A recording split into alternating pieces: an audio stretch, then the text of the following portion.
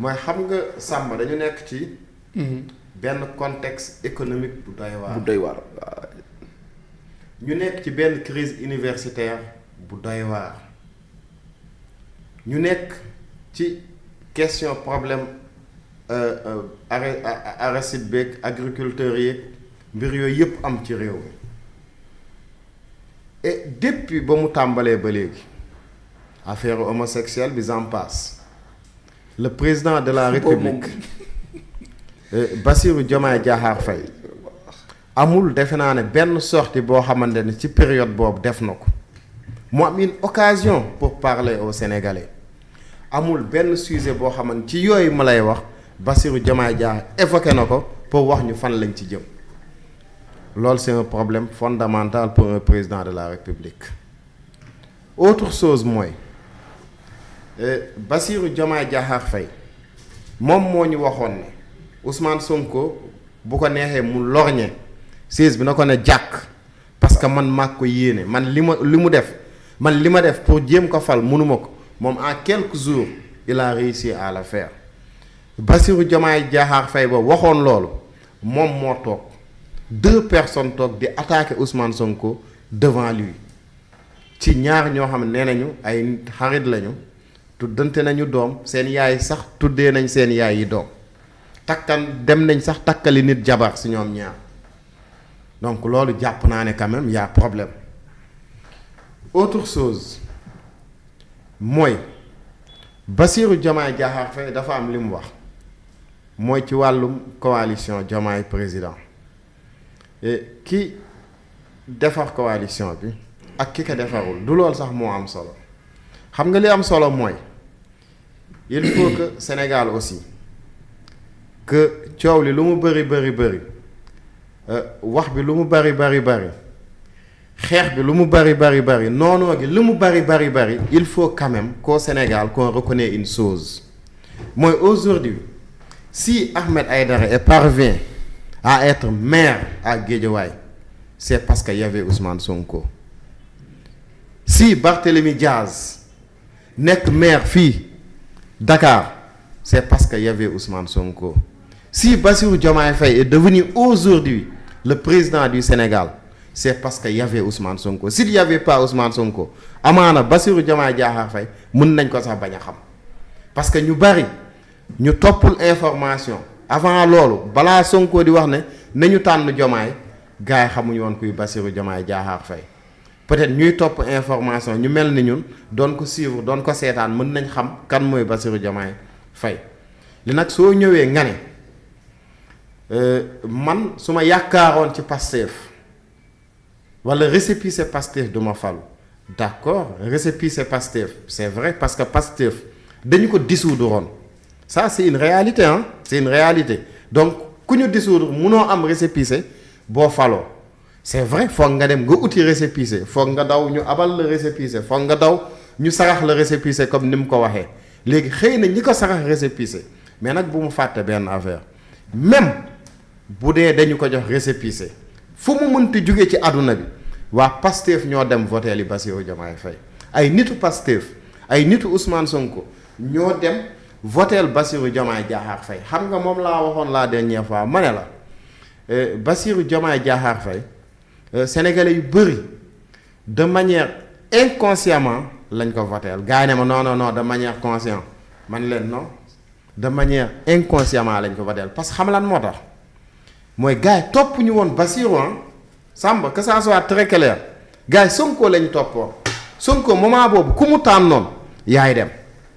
parce que loolu aussi quoi qu'on puisse dire yàlla moom moo ko jagleel loolu il faut que le président de la République aussi entre 2021 ak 2024 wax dëgg fa yàlla fekk nañu fii et loolu ak léegi defe naa ñaari at la am xanaa même bu nekkoon màgget yi sax peut-être fàttewuñu histoire bi amoon fàttewuñu ko donc loolu moom vraiment c'était une précision que Bassirou aussi mu comprendre loolu bu nekkee nag dafa bëgg a dem xeex ak Ousmane Sonko wax dëgg fa yàlla mën na oser mu affronter Ousmane Sonko parce que je l'ai toujours dit Ousmane Sonko nit la du yenanti du xut bu zaman du wàlliwu Ousmane Sonko il n'est pas le plus intelligent de ce pays il n'est pas l'homme le plus capé dans ce pays et politiquement Ousmane Sonko nekkul nit boo xamante ne tey politiquement mën nañ wax ne yow yaa fi teg tànk yaa fi aat déedéet bu nekkee aussi intelligemment aussi il n'est pas le plus intelligent de ce pays donc tey moom Bassirou Diomaye Faye en tant que président de la République lu ko yoon mais yëpp mën na ko def bu nekkee dafa bëgg a xeex ak Ousmane Sonko bu nekkee dafa bëgg a jàmmaarloo ak Ousmane Sonko loolu moom am na si sañ-sañ te sañ na ko def. parce que bul wax jàmmaarloo. non bàyyi la rek dina la xam nga lan moo tax ma wax la ko parce que xam nga nit parce que Bassirou daf ko wax ci biir wax mu ne xuloo su amee c'est deux personnes su kenn ki di wax xuntu lañ koy woowee te est-ce que xam nga ne xuntu bu yàggee nga fekk si ko. mooy indi xuloo kay. et Bassirou fekk si na ko. waaw xuntu bi kay moom répondre na ko. voilà loolu nag moo tax ma ne bu jotee pour ñu jàmmaarloo nañu jàmmaarloo bu jotee pour ñu jàkkaarloo nañu ko def bu jotee pour ñu xeex nañu ko def mais nag nañ ci sóor sénégalais yi parce que sénégalais yi faluñu leen pour ñu am objectif 2029 sénégalais dañ leen fal ci benn mandat wu juróomi at boo xamante ne suñ mbir yi doxee ñu joxaat leen beneen su doxul nag ñu ne leen yéen ñaar ñii kat ñëw leen bu leen ñu fontoo parce que réew mi jox nañ leen ko mais mënu leen ko yóbbu fenn kaay leen ñu ut ñeneen ñuñ ko dénk loolu fa la réew mi toll mais autre chose aussi mooy erreur boo xamante ne mën nga ci comprendre Bassirou Diomaye Faye parce que loolu c'est des erreurs commises par Ousmane Sonko mooy lan mooy nguur nit ki warul am maanaam benn idée maanaam benn intention walla am benn yëg-yëg ci sa bopp que ne nguur gi sama nguur la maa ko moom maanaam nga ne nguur gi sama nguur la maa ko moom jàpp ne fii waa ji toog sa place la yaa fa war a toog déedéet république la ñu nekkuñ ci monarchie nekkuñ ci dictature Ousmane Sonko moomul nit ñi moomul Sénégal moomul réew mi nguur gi nekkul moom moo ko moom place bi du place am parce que du moom la nit ñi demoon voté li ji nit ñi ba ñu dem di voté Bassirou Diomaye Diakhar Faye moo nekk ci liste yi donc nit ñi moom lañ jàpp ne c'est le président la parce que moom moo dem mu taxaw mu waat mu naa dinaa def nangam pour ñu respecter la constitution de ce pays donc moom bu mu jàpp ne nguur gi nguuram la su bëggee nag falu en 2029 na ko waaja mu régler problème yi mu ñëw pour élection gars yi voté ko mais leneen lim ci mënti def aussi non seulement Sénégal day perte temps Sénégal day gën a suux Sénégal du développé Sénégal du dem fenn et finalement day mel ne ñoom ñaar joxuñu cër sénégalais yi weguñu sénégalais yi maanaam luñ ñu doon gëmloo nekkuñu ci parce que man ñoom ñaar ñëpp laa boole ci même loo monsieur Touré muy que ça soit Ousmane que ça soit Diomaye parce que Diomaye day répondre live Ousmane Sonko def Diomaye day jékki-jékki yónni Mimi Touré wala yónni Abdourahmane Diouf parce que boobu Sonko moom moo am lu mu def wala am li mu wax et loolu c'est malheureux et la question que les Sénégalais tey war a poser wu tey mooy après les attaques de Abdourahmane Diouf nan la ñu mën a toogee ñoom ñaar tey mercredi ci conseil des ministres Ousmane Sonko ak Abdourahmane Diouf xoolante yeux dans les yeux ñu ne ñoom vraiment lu leen intéressé mooy doxal Sénégal quoi est-ce que loolu man dinaa ko gëm non man mënatuma gëm loolu bu dee ñoom doxal Sénégal la leen ñor ñu taxaw ci mbedd bi di yàkkante lu ne ku nekk di xas sa morom ku ne di wax sa morom lu ne mais ça aussi il faut ñu xam ne réew mi commencé wul si ñoom et du yem si ñoom ça c'est vrai commencé wul si ñoom du yem si ñoom